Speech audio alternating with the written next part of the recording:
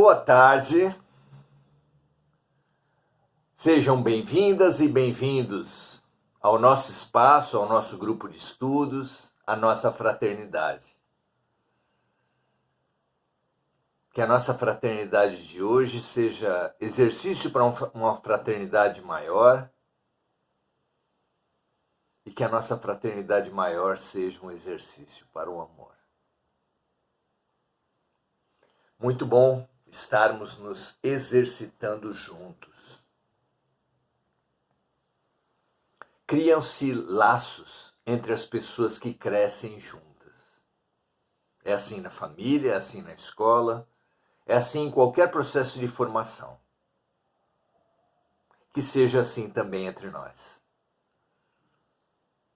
Estejamos cada vez mais juntos, mais unidos, mais fraternos. Muito bom. Temos estudado a determinação, o destino. Tema muito refletido na teologia, na filosofia. E nós, que estamos nesse campo da filosofia, nesse livro O Consolador, de Emmanuel e Chico Xavier, no qual ele passa em revista o conhecimento humano nos três campos fundamentais, ciência, filosofia e religião, e aqui, no campo da filosofia, nos deparamos com os temas mais importantes fertilizados pela perspectiva espiritual. É uma oportunidade única, um grande instrutor espiritual como Emmanuel, expandindo, convidando nossa perspectiva a uma expansão significativa e fundamental. Sejam mesmo muito bem-vindas e muito bem-vindos e aproveitemos a viagem com esse guia tão importante, o Guia de Chico Xavier. Maravilha! Hoje estamos estudando a questão da determinação absoluta e da liberdade relativa. Determinação absoluta e liberdade relativa. Haverá determinação verdadeiramente absoluta?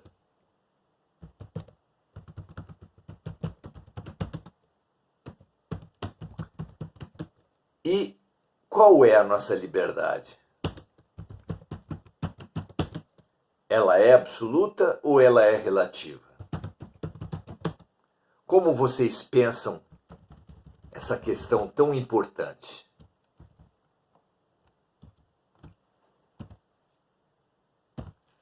Estão aí as questões 136 e 137 desse livro O Consolador, que tem 411 perguntas e respostas, as mais interessantes, as mais variadas, as mais importantes. E aqui, hoje, vamos estudar determinação absoluta e liberdade relativa. Vamos lá? Pergunta 136. A questão que levam a Emmanuel é a seguinte: existem seres agindo na Terra sob determinação absoluta? Existem seres para os quais praticamente não há espaço para a liberdade individual? É forçoso reconhecer que liberdade só pode existir para aqueles que vislumbram as alternativas. E para vislumbrar as alternativas, é preciso refletir. E a reflexão é atributo exclusivo dos seres humanos. Os animais não percebem as alternativas existentes em cada situação, seguem o seu instinto. Portanto, não se pode falar de determinação, de reflexão, de decisão, de opção entre os animais. Eles vivem, e nesse viver de muitos animais é até mais puro, mais sincero do que dos seres humanos. Tem um mérito fantástico os nossos irmãos animais. Mas pode-se falar de liberdade para eles? Não, porque há para eles a determinação absoluta do instinto, a busca absoluta pela sobrevivência. Vamos lá ver a resposta que Emmanuel traz para isso. Vamos ver se coincide o ponto de vista ou se ele traz algum acréscimo significativo, como é sempre da sua característica. Os animais e os homens quase selvagens nos dão uma ideia dos seres que agem no planeta sob determinação absoluta. E essas criaturas servem para estabelecer a realidade triste da mentalidade do mundo, ainda distante da fórmula do amor, com que o homem deve ser o legítimo cooperador de Deus, ordenando com sua sabedoria paternal.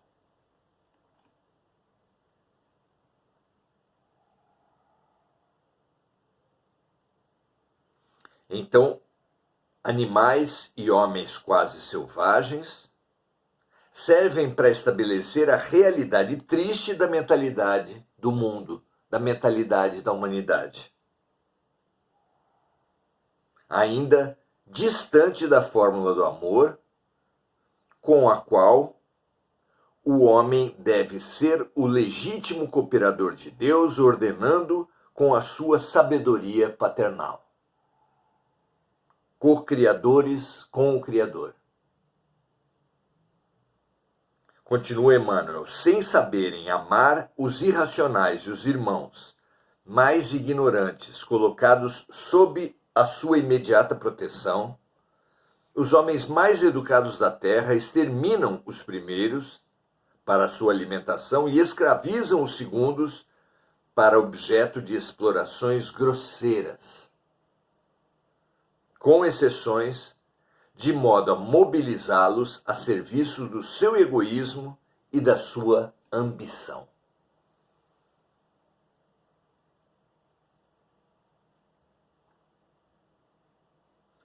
A relação nossa com os nossos irmãos menores, que vivem sob a égide da determinação absoluta,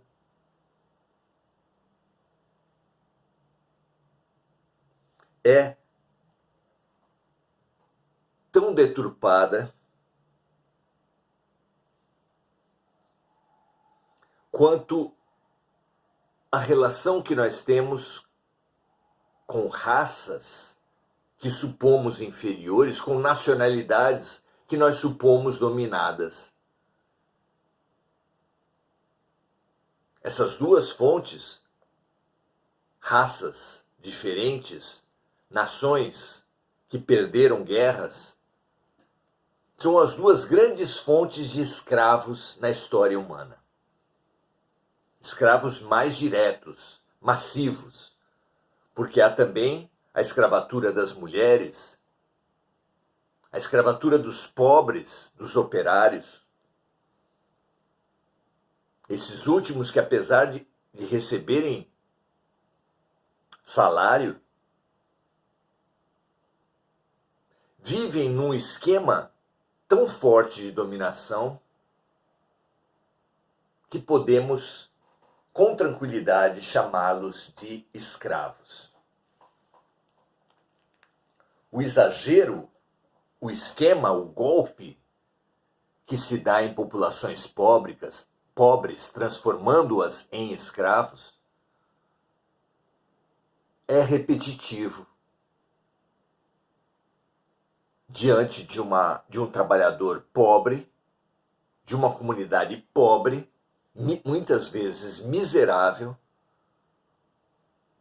O golpista, o enganador, o escravagista oferece um salário alto. Em termos de hoje, 2 salários mínimos, R$3.000, numa comunidade miserável, é altamente sedutor.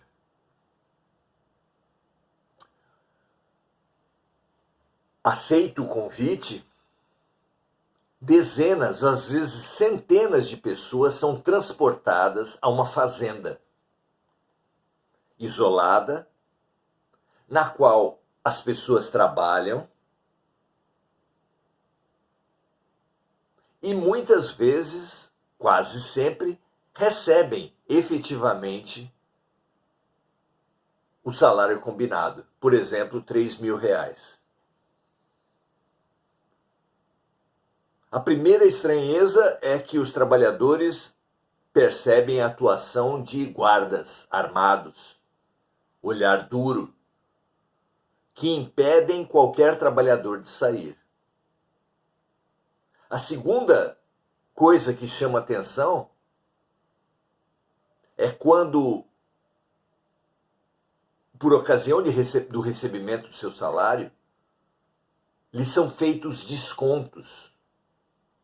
Desconto da viagem que foi feita do seu local de moradia até a fazenda. Desconto do aluguel das instalações onde ele mora. Desconto de ferramentas, de roupas, de tudo, absolutamente tudo o que ele recebeu, com preços incrivelmente majorados. Pensa ele, ok, as coisas são caras aqui, mas mesmo assim ainda tenho uma grande sobra do meu salário. Porém, dado o isolamento, a título do isolamento da fazenda, o trabalhador só pode comprar no mercado próprio da fazenda. E ali os preços são incrivelmente altos. E as pessoas, os trabalhadores, comprando ali, sem consciência do que estão fazendo, quase sempre, chegam ao final do mês devendo, com uma dívida em relação ao empregador. Dívida essa que vai se renovar mês a mês e vai se mostrar completamente impagável, estabelecendo-se aí a escravidão. Esse é o esquema moderno. Naturalmente, o esquema antigo era de aproveitar a rivalidade, a guerra entre tribos africanas e, mediante vantagens para o líder de uma certa tribo, obter a captura de membros da tribo rival.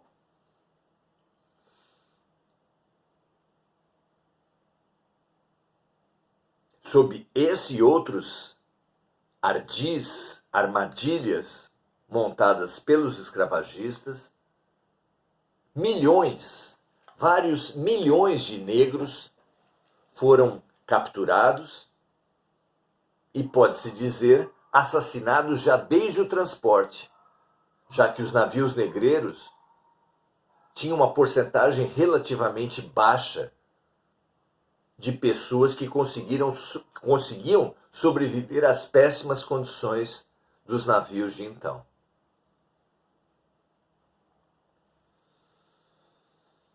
Então, os animais e os homens quase selvagens nos dão uma ideia dos seres que agem no planeta sob determinação absoluta. Animais e homens quase selvagens. Muitas vezes, os escravos também se enquadram nessa situação. E essas criaturas servem, continua Emmanuel,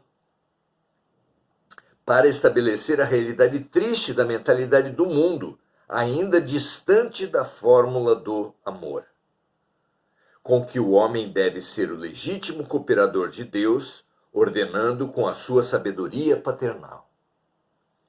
Sem saberem amar os irracionais e os irmãos mais ignorantes, colocados sob a sua imediata proteção, os homens mais educados da terra exterminam os primeiros para a sua alimentação e escravizam os segundos, para objeto de explorações grosseiras, com exceções, de modo a mobilizá-los a serviço do seu egoísmo e da sua ambição. Uma das maiores tragédias da história humana é a escravidão. Pergunta 137. O homem educado deve exercer vigilância sobre o seu grau de liberdade? Então, falamos até agora da destinação, da predestinação absoluta. E agora nós vamos falar sobre a liberdade relativa.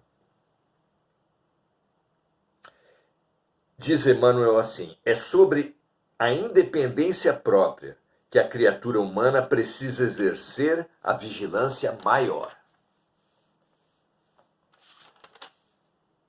Pergunta: o homem educado deve exercer vigilância sobre o seu grau de liberdade? E a resposta de Emmanuel é sobre a independência própria que a criatura humana precisa exercer a vigilância maior. Quando o homem educado se permite examinar a conduta de outrem de modo leviano ou inconveniente, é sinal que a sua vigilância padece desastrosa deficiência, porquanto a liberdade de alguém termina sempre onde começa outra liberdade. E cada qual responderá por si um dia junto à verdade divina.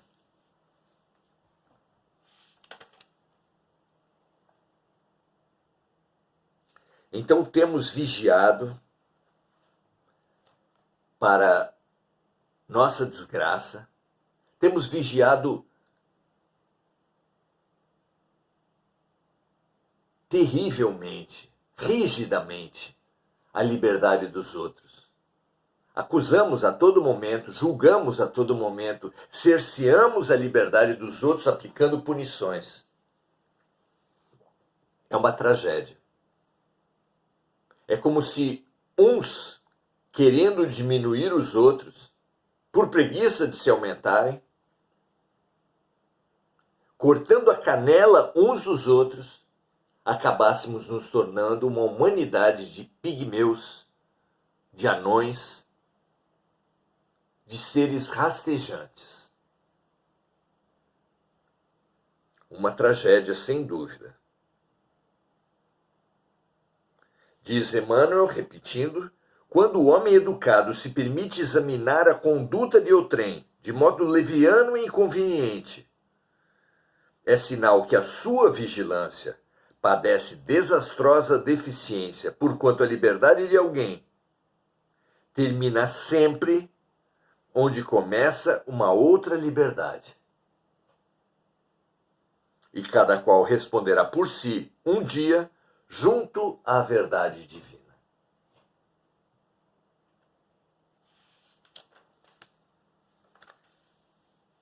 na convivência conjugal, na convivência no trabalho, na convivência em família, na convivência em geral.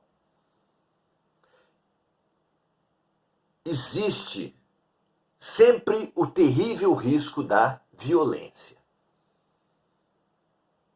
Não apenas a violência física, sexual, mas a violência econômica,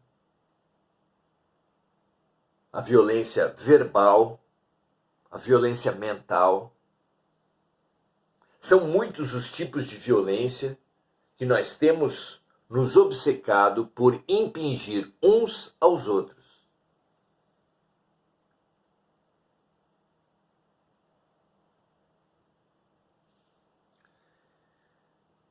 Perceber a armadilha em que nos colocamos a nós mesmos por essa obsessão por parecermos maiores que os outros, por sermos preguiçosos no nosso próprio aumento e sermos acomodados na diminuição dos outros, no criticismo, no julgamento, na punição, na fofoca, na inveja. É desse alicerce podre, terrível, que surgem as violências na Terra. Povos guerreiam povos por invejarem riquezas, possibilidades de seus vizinhos. Cônjuges, irmãos, disputam-se, boicotam-se mutuamente, criticam-se, humilham-se uns aos outros, colegas de escola, colegas de trabalho. Por toda parte, essa tragédia humana se repete. Como disse Emmanuel, quando um homem educado se permite examinar a conduta de outrem de modo leviano ou inconveniente, é sinal que a sua vigilância padece desastrosa deficiência, porquanto a liberdade de alguém termina sempre onde começa uma outra liberdade. E cada qual responderá por si um dia junto à verdade divina.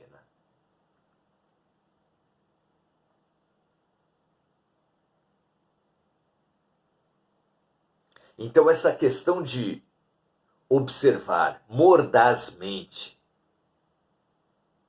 criticamente, invejosamente as atitudes dos outros, precisa ser quebrada.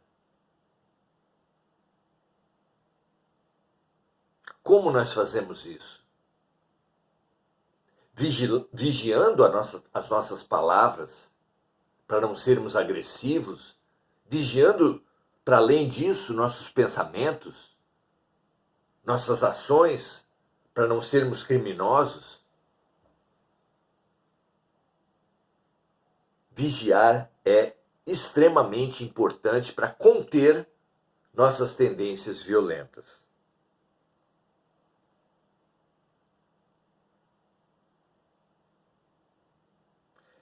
Mas, cometidas essas arbitrariedades, essas violências, pouco poderá ser feito por cada um de nós, além de aceitar e vivenciar as consequências tristes dos nossos atos. Perceber o respeito como equilíbrio fundamental da liberdade não é porque uma pessoa, um amigo que você não vê há muito tempo, que aumentou muito o seu peso corpóreo, a sua massa corpórea, não é a título da verdade que você pode comentar e humilhar e atestar que ele está gordo. Assim como velho, assim como careca, ou qualquer outra posição que possa ser vista como depreciativa pelo outro.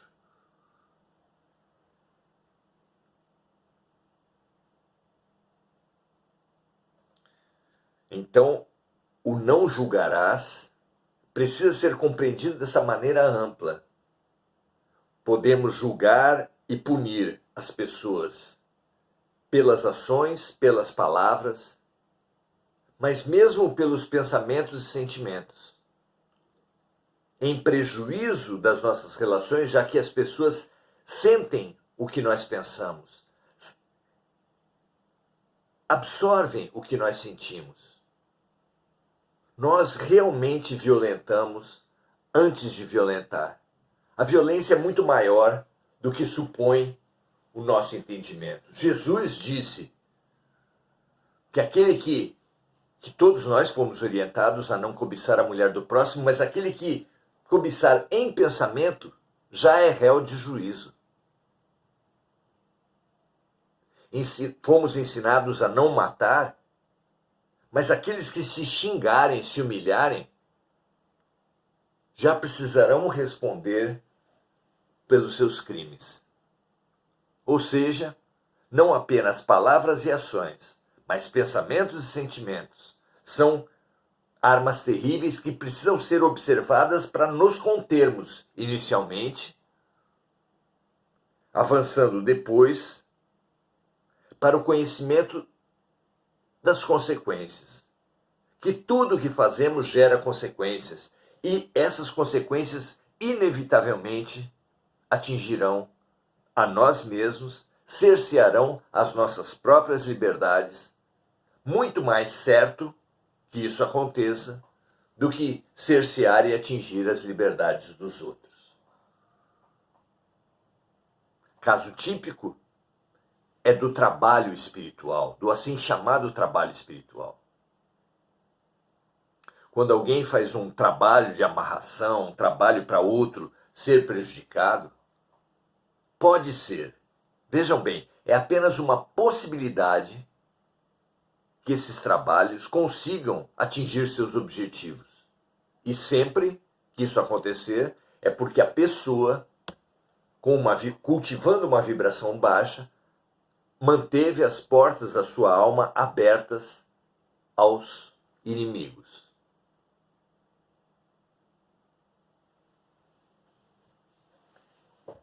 É preciso demais percebermos a lei da sintonia e atuarmos para melhorar as nossas vibrações. Lembrando da receita fantástica de Jesus, do vigiai e orai, para não cairmos em tentações. Muito bom. Saudar os amigos aqui. Marco Aurélio Trindade, Liberdade de Borboletas. As nossas liberdades têm sido muito frágeis. A título de liberdades, temos cometido erros terríveis. André Santos dando seu boa noite, Mônica Silva lembrando de amigos encarnados e desencarnados.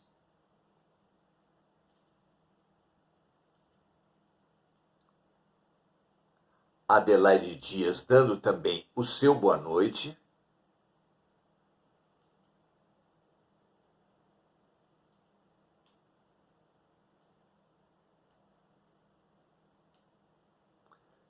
Mônica Silva vibrando também pela paz mundial, pelas vítimas dos desastres climáticos, dos desastres automobilísticos, de terremotos, dos mais diversos tipos, todos eles merecendo de nossa parte a solidariedade, a oração, a colaboração, do jeito que nos for possível. Ajudemos sempre todos os necessitados da vida, do mundo. Porque é dando que recebemos. Não é atributo dos santos a caridade e a fraternidade. A prática do bem, a compaixão, quando nós entendermos que é uma grande ferramenta de expansão da nossa consciência, nos fará ver que a caridade é atributo dos lúcidos e não dos santos. Um prazer estar com cada um de vocês. Muito obrigado pela presença. Amanhã estaremos juntos, ainda estudando a determinação, o determinismo, a liberdade e o destino. Paz e bem a todos e até amanhã.